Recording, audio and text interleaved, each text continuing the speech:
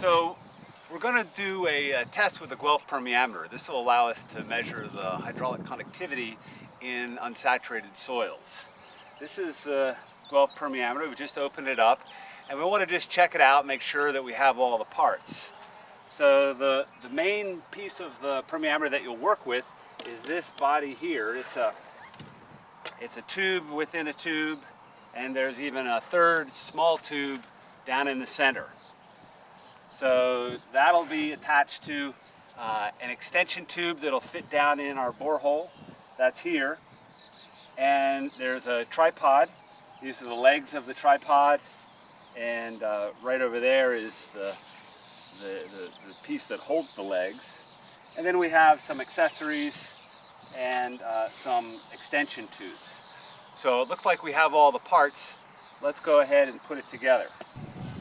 All right, so the first thing I'm going to do is put the extension on this main piece that will allow us to extend it down into the borehole. So there'll be two pieces.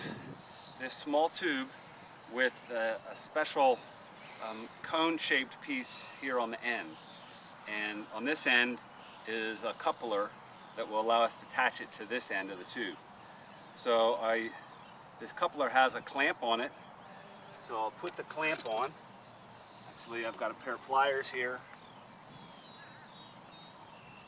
I can pinch the ears on this clamp to open it, and then push the tube on here. Push the coupler on. Okay, so I've got this inner tube attached, and now I need to put this piece on.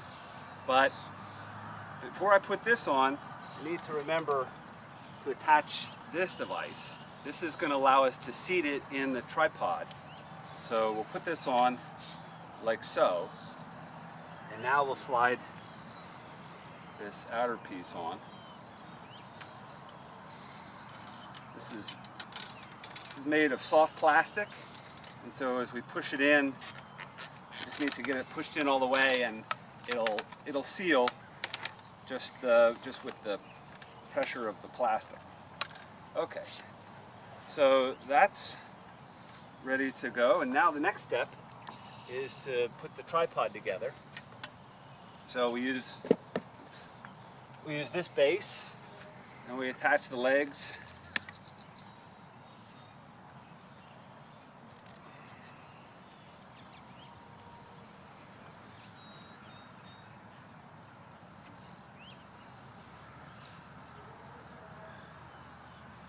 There are holes for a chain to put between them. We won't use a chain right now, but sometimes that chain is convenient to keep the legs from spreading out too far. So we'll put the tripod here, and the permeameter then goes down through this hole, and the tube will extend downwards to the bottom of the hole. So this hole is 18 inches deep.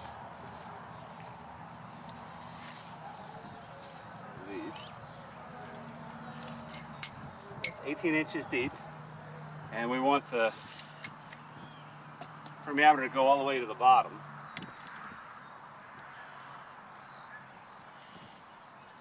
Okay, so it's resting on the bottom right now, and so that's resting on the bottom, and we've got these legs engaged holding it up.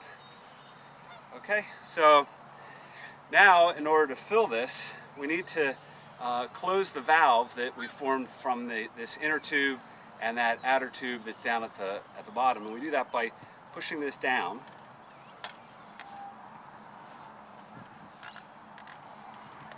Push it down till it seats. We want to seat it, but we want to make sure that we don't push it down too hard and push this bottom piece off.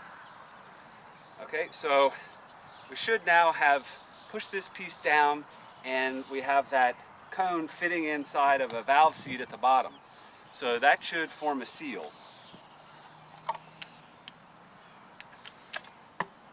And now to fill this, we pull this stopper out, and we open up this tube by sliding off the ring.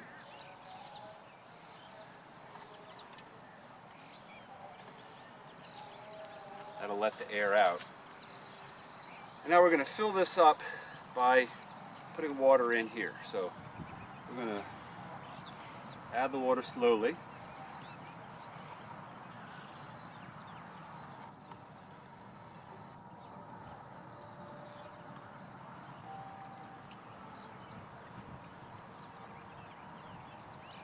And I can see the water in the bottom tube filling up. That's real important because if the valve is open, if the valve at the bottom of this tube is not sealed, then the water will flow out the bottom and fill up the borehole. And that's a problem. It's not catastrophic, but if that happens, you have to wait until that water flows out before you can start taking a reading. So we've got the bottom sealed, and we're filling the water up. You can see it right here. And we want to fill this up to the top. Okay, so the permeameter is filled up to here. It took a little bit less than a gallon. And now I need to make sure the stopper gets put back and seated, and make sure the vent tube here is sealed. Bend it over and put this ring on it.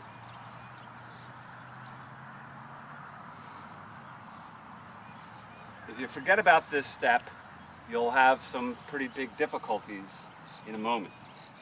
Okay, so we're ready to operate this in just a second. The next thing we need to do, though, is to attach a small extension tube right here. And I'll do that by just put this in short ways. I'll release the clamp. And then we've got one more tube we're going to put over top here. This is graduated in centimeters. And now we're ready to make some measurements. So we have a data sheet that you should print off before you make these measurements. The data sheet, a copy of it, is in these operating instructions. And this will just serve as a copy to show you what the data sheet is like, but I wouldn't use this data sheet. Print out your own. And one thing that's really a good idea, before you get started with using the guelp, there should be operating instructions in each one of these, so check these out first. So here's a copy of the filled out data sheet, and what we need to do is time the rate at which this is falling. So we'll make measurements of the position of this water level as a function of time. And we have two ways to set this up. We can drain this full tube, the outer tube, and this inner tube. You can see the inner tube is about that big around. Or we can run water out of just the inner tube. It'll depend on what the permeability of the soil is. If the soil is sandy and fairly high permeability, then we should use both reservoirs here. If it's lower permeability, then we should just use the smaller one. We'll get higher resolution of a slow flow rate if we use the inner reservoir only. So to use only the inner reservoir, I turn this knob with the notch downward, like so. And in my notes, I note that I'm using the inner reservoir, and there's a number here. On this one, it's 2.18 square centimeters. That's the area of the inside of this tube. So we write that down in the notes because we'll need that for the calculations. So we're ready to start the test. We're going to keep time, and we're going to measure the water level. We'll start out measuring it every 2 minutes. So to start the test, we're going to bring this inner tube up. This is the Marriott bubbler tube. This lets air into the system, and the elevation of the bottom of this tube will set the water depth in the bottom of the hole. So the way this test is designed is for the first set of readings to be made with 5 centimeters of water in the bottom of the hole. So what we'll do is lift this up by 5 centimeters. We've got a little marker here on the inner tube, and it's right now at 1/2 a centimeter. So I'm going to pull it up and set this marker at 5.5 centimeters. So when I do that, water will flow out the bottom and the Marriott bubbler will start. Now in order for the Marriott bubbler to work, everything needs to be sealed. So that's why we've got these devices here, this plug and this ring in place to seal it. So we'll pull up and see how it goes. So you can see the water level dropped, so we've got some flow. And I'm pulling it up to 5.5 centimeters. So we can see now some air entering, water flowing into the system, and the inner tube is completely drained down to here with that first round of inflow.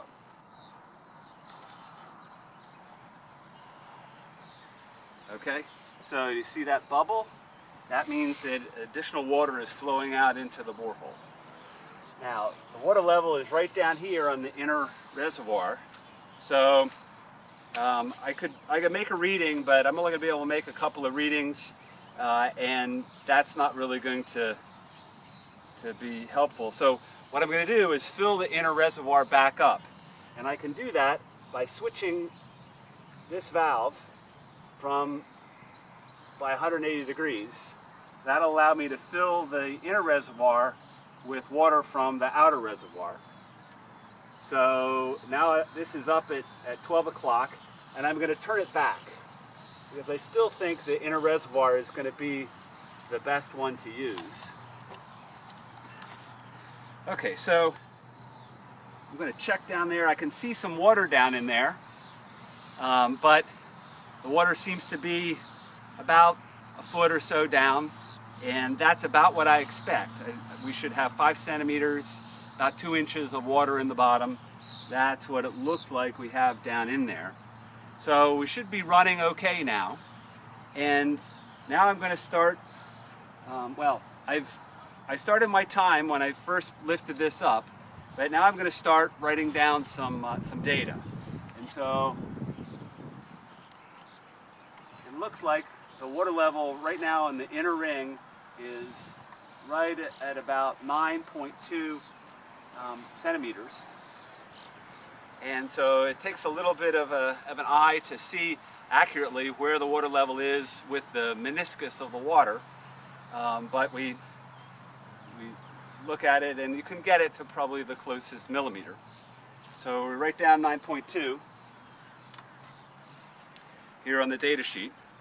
And then we wait for the water to flow into the soil, and we can take repeat readings. We let that happen until the outflow into the soil stabilizes.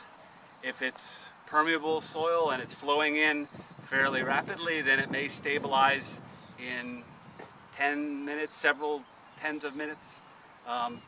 If it's lower permeability soil, then it'll take longer to stabilize. And so the key will be to write down the readings, look at the flow rate as a function of time, and do that until we get several consecutive readings that are the same flow rate. So here's a bubble.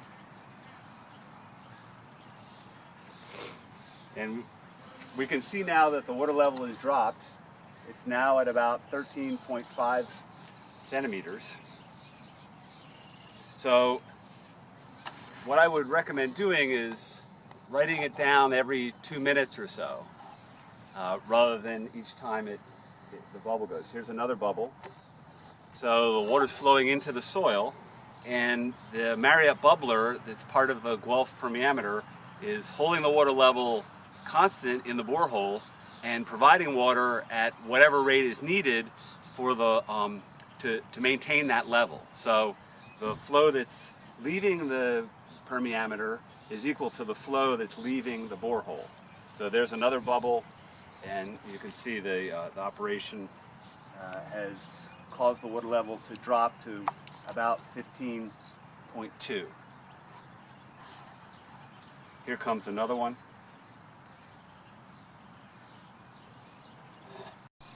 So the guelp permeameter is a versatile instrument. Once we get this round of readings completed, what we need to do actually to complete this set of readings is to raise this up by another 5 centimeters. And so when I do that, I'll pull it up here to 10.5, and we have now more water flowing in. You can see a big bubble forming. That's the water level rising up in the borehole, and we need to do another round of inflow measurements to, and take that to the point where it equilibrates. So once we make those 2 sets of readings, we're done for this measurement. One of the things we could do is deepen the hole and make a measurement at a deeper depth. This gives us an estimate of the hydraulic conductivity over a region about this size. We've wetted the borehole up by 10 centimeters, and the water's flowing out and representing a region about like this. So we could go deeper and measure the hydraulic conductivity at a greater depth, or we could move it to a different location. One thing that we need to make sure that we do is, as we dig this hole, we just use a hand auger for this, and as the soil's coming out, we need to log it, keep track of what the soil is at this location, and particularly what the soil is down at the bottom of the hole where we're making these measurements. Okay, so I added this water. It looked like in order to start getting a good reading, I'm going to need to fill up the inner reservoir.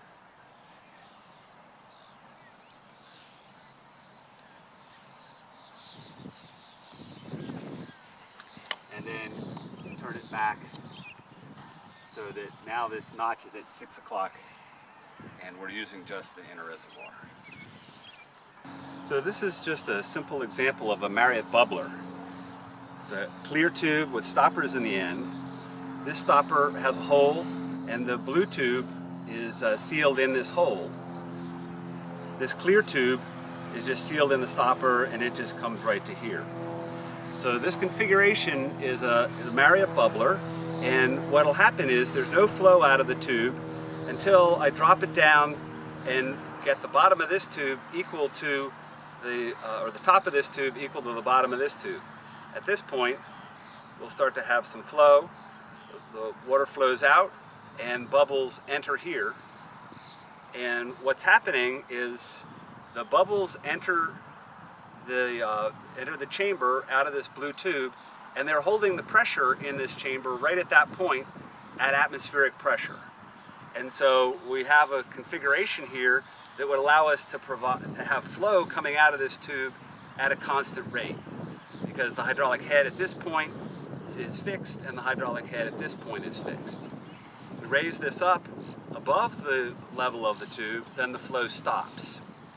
What this thing can do is hold the level of the water at the level of the bottom of the tube. That's one thing. Or it can provide a constant flow rate, like this. The key thing to recognize is that the Marriott bubbler is allowing us to fix the pressure in this supply of water at atmospheric right at that point. And that's used by several different devices that we'll use in the field to measure the permeability. The guelp permeameter and the mini disc infiltrometer.